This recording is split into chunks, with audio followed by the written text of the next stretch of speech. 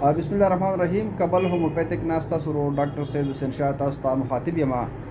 دا ډېر شي کسان وایي چې ډاکټر صاحب په دغه باندې خبره وکړه، دا جوړو د دردونه چې دي که نه جوړو دردونه په دې باندې خبره وکړه. دا ډېر زیات شوي دي نن سبا او ډېر خلک په دې کې اخته دی، خاص کر جینټس پینس چې کوم دي که نه د پښو د لاسونو دا ټول دردونه چې دي په دې باندې بحث وکړه. نو د ټول ناول ته دا خبره کومه چې دا ولې سیوا شوي دي. دا خو موږ نن سبا که خیال وکړی چاولو ته موږ کار ویلی دی، او هغه چاول چې پای کې موږ غوړي زیات استعمالو، مطلب بریاني شوه، مطلب دا دې نه علاوه چې کوم دی غټه غوښه موږ زیات استعمالو که نه، فاسټ خوراکونه موږ زیات استعمالو. اکثر په دې هوټلو کې موږ زیات چې کوم دی نو لکه د خوراکونو شوقین یو او دغه کوو.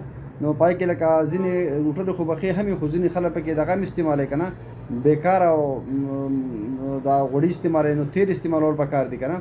دې نه علاوه چې کوم دی نو د هایبریډ خوراکونه دا موږ